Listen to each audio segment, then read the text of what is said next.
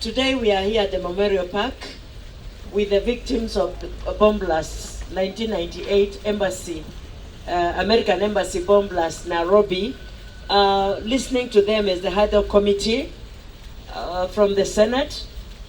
And what we want to say is that the stories that we are hearing from the victims are so unbearable for us. Some of us are shedding tears. You've seen even this lady here, Mwikali, who has even gone down on a flat tummy in tears. What we are saying is that the Kenyan government, through the Senate and our president, and everyone should come together so that we speak to the American government, so that the American government can compensate these people. We are not going to war with America. They are our friends, but American government keep on talking about humanitarian rights, human rights. And here we are with people, victims, who have been suffering for the last 25 years. And that is why we are saying, as a Senate, American government should compensate these people. And that money is there through the fund that was created in 2014 in America, the terrorist fund. That money is there, and they should compensate these people. They are suffering. They've suffered enough. I want to call the other senators to make their comments also. Senator Madago. Thank you very much, Chair. First, ladies and gentlemen, let me take this opportunity to thank all of you for coming and appearing before this committee of the Senate, the HADO committee, on the compensation of the victims of the bomb blast, and for the submissions that have been made. Let me say, as a Senate and as another committee members, first we want to thank our chair, Senator Kavindu, for bringing up this matter in the Senate.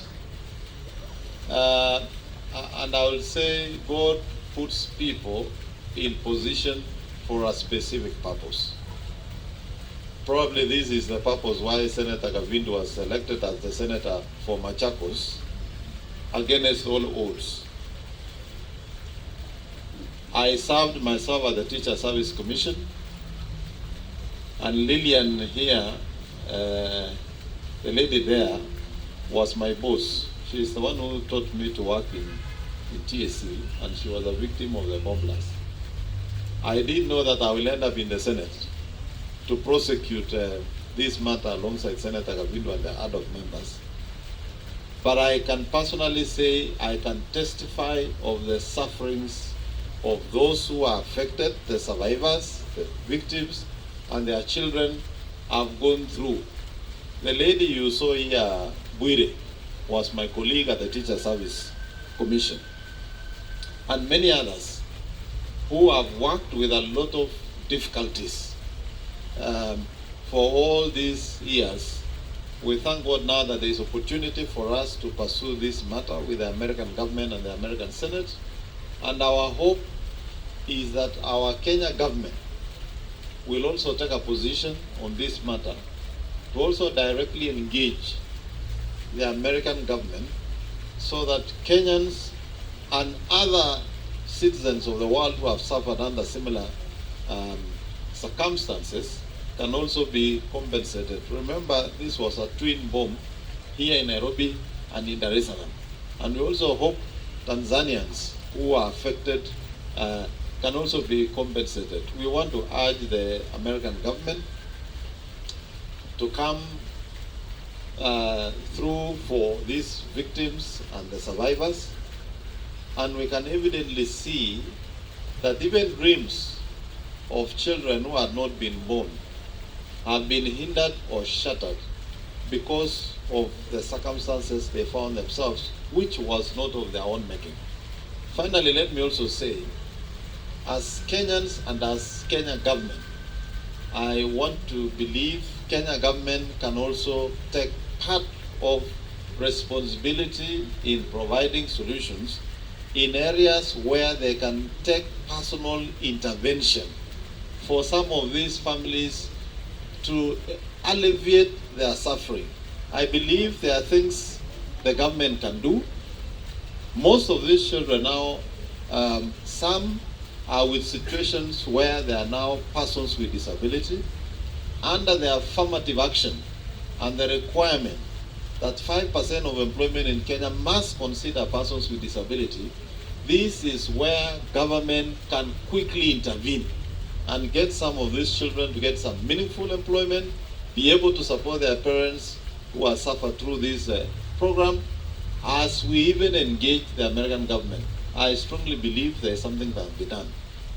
What appalls me, and something that we shall have to also check as a committee, is the question of those who survived and had medical injuries or medical condition and their employments were terminated by their employers. And I think this is where humanity should be felt.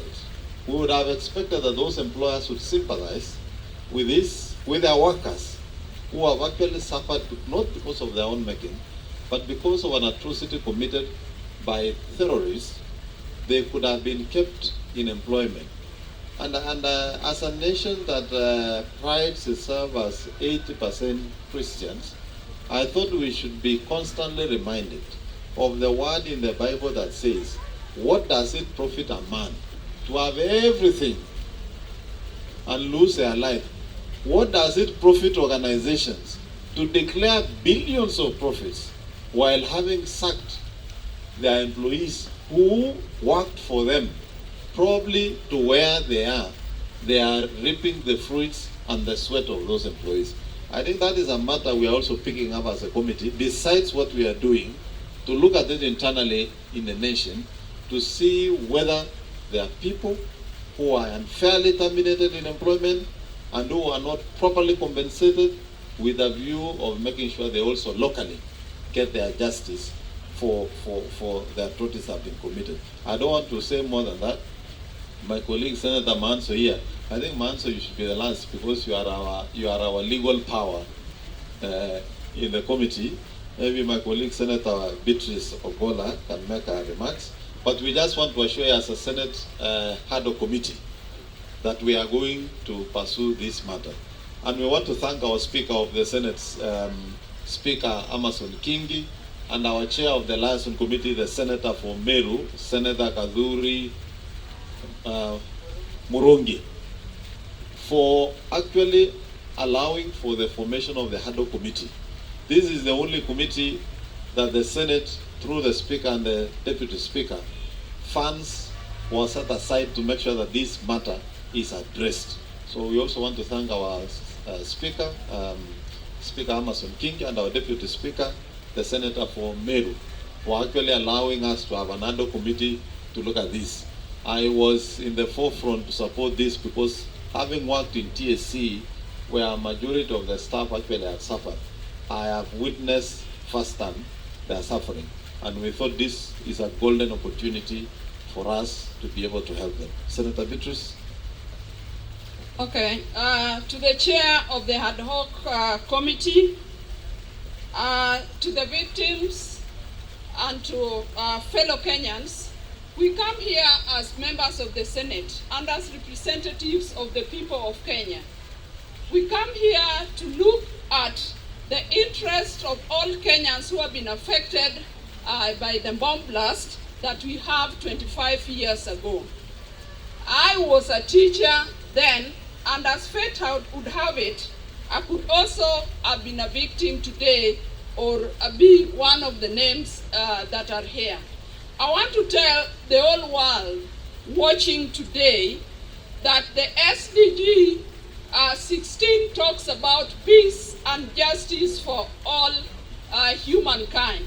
And we want to ask the USA, that is a member and is a signatory to the UN Charter and to the 17 goals of the SDG, that as Kenyans we must get the right of Kenyans that lost their lives. We are here to look at the compensation of the loss of life, at the injured, as the affected as seen by the children that have given testimonies here, as the affected families that we have seen here, and fellow Kenyans, you saw the great loss of opportunities, Kenyans who lost their lives, Kenyans who lost their jobs, Kenyans who lost, as a number of them, children to drop out of school. And as a representative of the people, we are here to look at that whole compensation. Honorable Chair, as a committee, we'll support you and we'll look at up to the last that our members and that Kenyans are compensated for the great loss, and we ask for justice to Kenyans, justice to the whole world. Thank you. Yes, I wish to say that first and foremost, the 1998 bombing was an act of war against the American government, and that's why it particularly targeted the American embassy. This act of war affected Kenyans in a great magnitude. It affected the businesses which were around here, mainly the Cooperative Bank, Ufundi Sacco, the Church House, among others. Therefore, when we make a case for compensation, ordinarily, when such an act happens, there is apportionment of liability, and the greatest of it goes to the American government. Having been fighting terrorism across the globe, they came up with this fund, where now what we need to do is to plead with the American government and American Senate and American Congress to include Kenya through an amendment of their law into this compensation, which fund was created in 2014 and exists, and the government of America has put money into it. America is a great ally of Kenya, and Kenya and America are friendly nations. And for that matter, I am aware there have been court cases in America filed by Kenyans who got injured in this, and these court cases, most of them have been awarded overwhelmingly. A few of them have been lost. But I also want to plead with the American government that this is a matter of goodwill and friendship of the two countries. It is not a matter to be proven beyond reasonable doubt or even a balance of probability. It is a matter of goodwill. And American government documented all the cases from beginning. I am sure there are not going to be fraudulent claimers. We're going to have people whose stories are known, cases are known, positioning were known. Even our minister, late Kavindu, died without compensation. His driver got lost in that building, and the children have suffered ever since. And we are saying this act of war has made Kenyans suffer, and for that matter, a fund exists, and for that matter, Kenya has to be included as one of the countries compensation should lie. And I believe there are sufficient funds to compensate everyone, to take them to the position they would have been if the bomb blast never happened. As a Senate, we look forward to do our level best in this matter so that Kenyans may be compensated and they can go on with their livelihoods. Their children who have suffered for many years could stabilize and have a livelihood. I thank you, Madam Chair.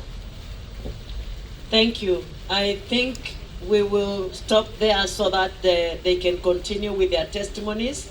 But I want to assure you, and I want to promise you, through the Senate, through our President, and the whole government of Kenya, we will do everything possible in our reach to make sure that the Americans have done the right thing that they are supposed to do. Because Al-Qaeda was not fighting Kenya.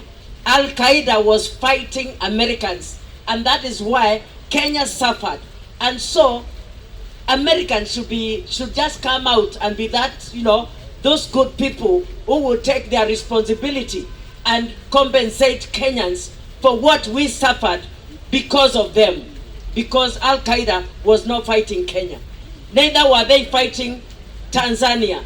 They were fighting America. And so America should take their responsibility and do the right thing. And we are pleading with them. We are begging them. We are pleading that they will do the right thing. Thank you very much for now as we continue.